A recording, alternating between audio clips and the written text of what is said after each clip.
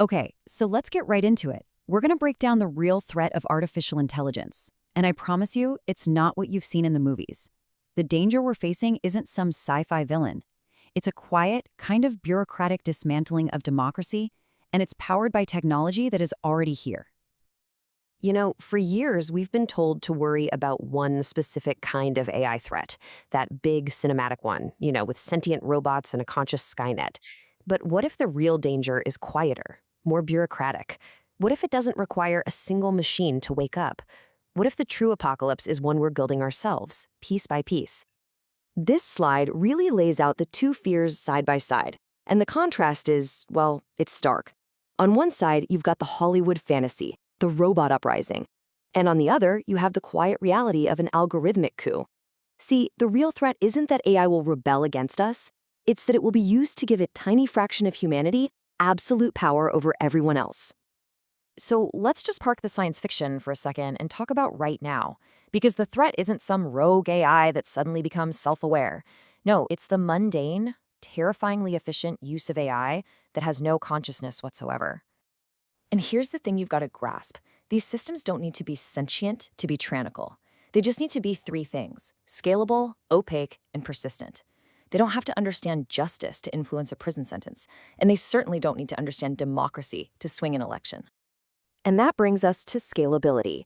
This is maybe the most transformative and menacing part of this technology. It's the ability to scale control in a way that no tyrant in history could have ever dreamed of. This chart just illustrates the problem so brilliantly. Think about King Louis XIV of France. For all his power, it was actually pretty leaky. Every order he gave had to filter through this whole chain of human beings who could be lazy or disloyal or just mess things up. AI replaces that leaky human bureaucracy with a perfectly sealed, totally frictionless machine of control. And that's really the heart of it. When the state can see everything, predict our behavior, and punish dissent automatically and at a massive scale, well, the very idea of organized opposition just starts to evaporate. It creates an imbalance of power that we have literally never seen before in human history. I mean, just think about what it took to be a dictator in the past. You needed hundreds of thousands of loyal secret police. Now just imagine one person sitting at a console, and with a few clicks, they can disperse a protest without a single human officer on the ground. This isn't just about being efficient. It completely removes the risk of mutiny or moral hesitation or, bad PR from ugly images of police brutality. It's clean, it's surgical, and it's terrifyingly effective control. And look, this isn't some far-off, distant future. The foundations of this control infrastructure are being built right now, in plain sight. And a lot of the time, it's happening with our consent and with our tax dollars. We see these pieces of the puzzle every single day. Facial recognition wrongly identifying people, deepfakes creating chaos in elections, our social media feeds literally shaping our reality. Each individual piece is sold to us as a solution for safety or for convenience. But when you put them all together, they start to form a cage. Just take the Compass system, which has been used in U.S. courtrooms. As this chart shows, it was found to be twice as likely to falsely flag black defendants as being at high risk to reoffend compared to white defendants. So what's going on here? The algorithm isn't predicting the future. It's just laundering historical human bias and then presenting it as some kind of objective mathematical fact. And if you want to see the most complete, real-world example of this whole infrastructure in action, you don't have to look any further than China's social credit system. It is the world's first true digital leviathan, an engine of automated social engineering that rewards compliance and punishes dissent, all run by an algorithm. This is the most dangerous assumption we can possibly make, that somehow our institutions will magically protect us. But this new form of control, it doesn't use jackboots and gulags. It uses software updates, risk assessment scores, and those massive terms of service agreements that we all click agree to without ever reading.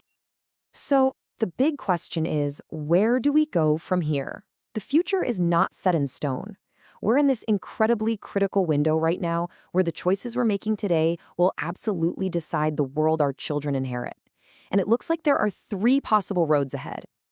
As this slide lays it out, we're basically facing three possibilities. The first is the dystopian path. That's the path of inaction, and it leads to a technological dictatorship by default. The second is the constrained path, where we act right now to build strong democratic oversight and keep this power in check. And then there's the third, the optimistic path, where we decide to act boldly and treat AI as a public good, using it to actually upgrade our democracy and enhance our capabilities. The choice between these futures, well, it's being made as we speak. Experts believe that the next 3 to 5 years are the constitutional moment of the AI era. The fundamental rules that will govern our society for a long, long time are being locked into place right now. So ultimately, this battle isn't against a machine. It's a battle for control over the tools that are going to shape our society. It's about us demanding transparency. It's about questioning the algorithms that are making decisions about our lives. It's about us having the wisdom and, frankly, the will to make sure this technology serves human values, not some new form of tyranny. This is a fight we simply can't afford to ignore.